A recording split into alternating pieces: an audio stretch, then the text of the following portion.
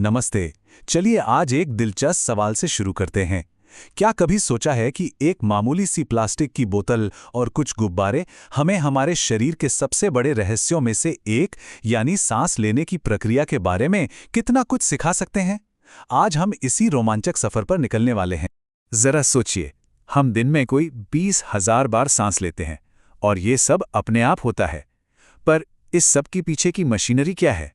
वो कौन सी छिपी हुई ताकत है जो हमारी हर एक सांस को चलाती है?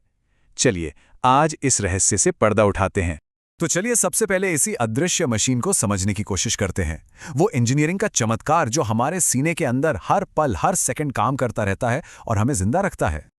ये पूरी कहानी पता है एक स्टूडेंट की उत्सुकता से शुरू हुई। एक सिंपल सा सवाल कि हमारा शरीर हमें जिंदा रखने के लिए आखिर करता क्या है। तो ये कोई टिपिकल साइंस लेसन नहीं है, बल्कि एक खोज की असल यात्रा है। ठीक है, तो अब देखते हैं कि कैसे हम घर में पड़ी मामूली चीजों से सांस लेने की इस पूरी प्रक्रिया का एक वर्किंग मॉडल बना सकते हैं।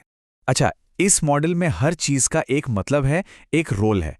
जैसे ये जो प्लास्टिक की बोतल है, मान लीजिए ये हमारी छाती है यानी चेस्ट कैविटी, और इसके अंदर जो दो गुब्बारे हैं वो हैं हमारे फेफड़े, और सबसे जरूरी नीचे लगा हुआ तीसरा गुब्बारा वो बनता है हमारा डायाफ्राम।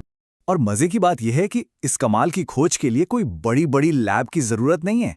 बस एक बोतल, कुछ गुब्बारे, एक स्ट्रॉ, बस। इससे पता चलता है कि विज्ञान असल में कितना आसान और पावरफुल हो सकता है। प्रोसेस तो देखिए कितना सिंपल है। पहले बोतल का निचला हिस्सा काटा, फिर दो गुब्बारों को एक स्ट्रॉ से जोड़ा और इसे बोतल के अंदर डाल दिया। स्ट्रॉ के आसपास की जगह को अच्छे से सील किया और आखिर में तीसरे गुब्बारे को खींचकर बोतल के निचले हिस्से पर लगा दिया। बस हर स्टेप हमें उस खास पल के करीब ले जा रहा है जब ये मॉडल पहली सांस लेगा।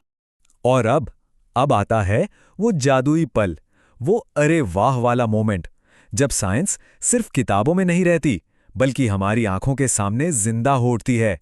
देखिए होता क्या है, जैसे ही नीचे वाले गुब्बारे यानी हमारे डायाफ्राम को नीचे खींचा जाता है, बोतल के अंदर की जगह बढ़ जाती है, प्रेशर कम हो जाता है और अंदर के गुब्बारे यानी फेफड़े हवा से फूल जाते हैं।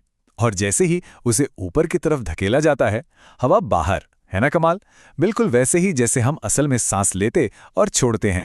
और जैसा कि उस स्टूडेंट ने खुद महसूस किया, ये मॉडल सिर्फ कोई खिलौना नहीं है, ये एक बहुत ही पावरफुल टूल है जो सांस लेने के पीछे की पूरी साइंस को समझाता है।